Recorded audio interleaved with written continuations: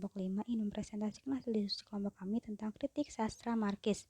Adapun pengertiannya yaitu sebuah teori ilmiah tentang masyarakat percetakan dan tindakan untuk mengubahnya. Dengan demikian, apabila dalam karya sastra, maka tema-tema yang diangkat adalah perjuangan umat manusia, baik laki-laki maupun perempuan, untuk membebaskan dirinya dari bentuk-bentuk penindasan dan penghisapan. Selanjutnya yaitu sosiologi sastra Marxis. Marxisme adalah aliran pemikiran yang dikembangkan oleh Karl Marx dan Friedrich Engels dalam buku mereka yang berjudul The German Ideology. Marxisme sebenarnya merupakan teori tentang ekonomi, sejarah, masyarakat, dan revolusi sosial. Dalam perkembangannya, Marxisme seringkali digunakan sebagai dasar analisis sastra sehingga muncullah istilah sosiologi sastra Marxis.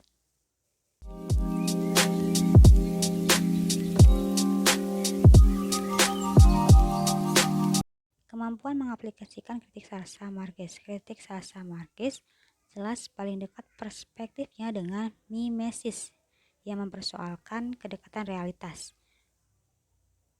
Secara singkat, objektif penelitian mahasiswa yang berperspektif kritik sastra Marxis menunjukkan tiga kecenderungan yang kuat. Yang pertama yaitu jumlah penelitian yang mengaplikasikan rumus teori Marxis amat sedikit. Yang kedua yaitu dari sekian teori Marxis yang dipakai hanya pandangan dari Karl Marx. Yang ketiga yaitu penguasaan dan aplikasi teori Marxis dalam penelitian mahasiswa masih jauh dari yang diharapkan. Selanjutnya yaitu prinsip dasar teori sastra Marxis. Sebagai reaksi terhadap lemahnya penguasaan teori sastra Marxis di kalangan mahasiswa, bagian berikut menyajikan prinsip-prinsip dasar pandangan setiap tokoh dengan teorinya masing-masing di bawah rumpun teori sastra Marxis. Yang pertama yaitu tendensi politis sastrawan oleh Marx dan Engels. Ia mendeskripsikan yang pertama yaitu setiap karya sastra harus bertendensi politis, tetapi tendensi tersebut hendaknya tersirat saja. Yang kedua, setiap sastrawan hendaknya menampilkan realisme baru tentang tokoh-tokoh yang representatif. Lalu selanjutnya yang kedua yaitu kritik sastra Marxis oleh Lenin. Ia mendeskripsikan sebagai berikut, yaitu yang salah satunya, sastra terikat dengan kelas-kelas yang terdapat dalam masyarakat tertentu. Yang kedua, karya sastra selalu mencerminkan realitas konflik kelas di masyarakat tertentu. Setiap karya sastrawan bertugas menjadikan karyanya agar turut menggerakkan perubahan sosial dalam pembangunan masyarakatnya. Yang selanjutnya dapat dibaca oleh kalian sendiri. Lalu yang ketiga adalah teori sosialis oleh George Lucas. Ia mendeskripsikan yang diantaranya yaitu yang pertama, tugas kesenian. Yang kedua, karya sastra menyajikan yang khas dan universal. Yang ketiga, karya sastra memiliki kekuatan membongkar kesadaran palsu dalam pola pikir sehari-hari masyarakat. Lalu keempat, seorang sastrawan mempunyai tanggung jawab dan karyanya harus terlibat dalam masalah dan yang sedang dihadapi oleh masyarakatnya.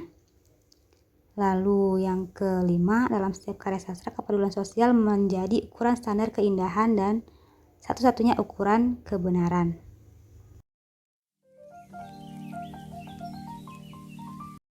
Lalu yang keempat, sastra dan perjuangan buruh oleh Brecht. Ia mendeskripsikan antara lain salah satunya itu seorang sastrawan harus memihak kepentingan dan perjuangan kelas buruh. Ia tidak boleh bersikap netral. Yang kedua, karya sastra hendaknya tidak sekadar mencerminkan realitas sosial. Yang ketiga, dalam tendensinya turut mengubah masyarakat. Lalu selanjutnya atau yang kelima, sastra sebagai reaksi terhadap konteks sosial oleh Zima. Ia mendeskripsikan bahwa yang pertama, karya sastra merupakan reaksi terhadap konteks sosial kemasyarakatan yang sanggup membangkitkan kesadaran masyarakat akan masalah sosial yang dihadapinya. Kedua, reaksi tersebut diwujudkan dalam bentuk ironi. Yang ketiga, dalam mengekspresikan reaksi tersebut, karya sastra tidak boleh melenceng dari garis partai. Selanjutnya atau yang keenam yaitu keterikatan karya sastra dengan kelas sosial oleh Plekov. Ia mendeskripsikan yang pertama karya sastra mencerminkan kehidupan kelas sosial masyarakatnya. Kedua, di samping sebagai cermin, karya sastra juga mengandung unsur yang sama sekali non-sosial dan tidak terikat dengan kelas sosial tertentu. Lalu selanjutnya, seni sastra yang besar tidak dapat muncul dari masyarakat yang dikuasai oleh pandangan borjuistik. Yang ketujuh, karya sastra sebagai jalan pembebasan oleh Marcuse. Ia mendeskripsikan diantaranya yaitu yang pertama, karya seni sastra yang dapat diberdayakan sebagai media pembebasan sebab karya sastra klasik belum terkontaminasi oleh teknologi modern kapitalisme. Yang kedua, karya seni klasik mempunyai dua karakter, yakni kekuatan afirmatif konservatif dan kekuatan negasi progresif. Yang ketiga, karya sastra tidak dapat mengubah dunia, tapi dapat menjembatani perubahan kesadaran manusia-manusia yang pada akhirnya sanggup mengubah dunia tersebut.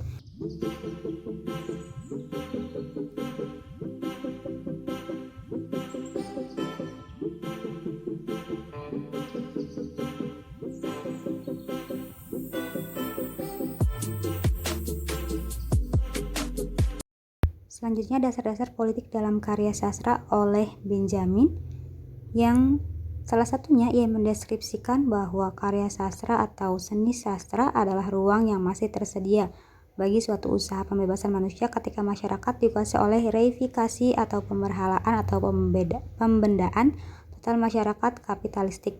Selanjutnya dapat dibaca oleh sendiri saja.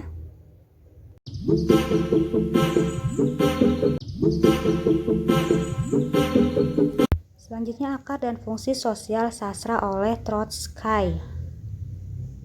Ia mendeskripsikan sebagai berikut.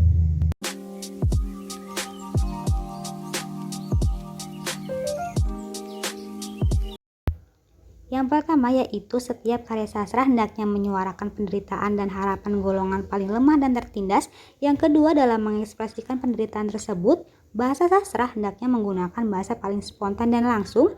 Yang ketiga, karena distimulasi oleh faktor ekonomi, kelas proletar harus memiliki ekspresi yang berasal dari cara pandang baru mereka sendiri dan sastrawan harus membantunya dengan memberi wadah.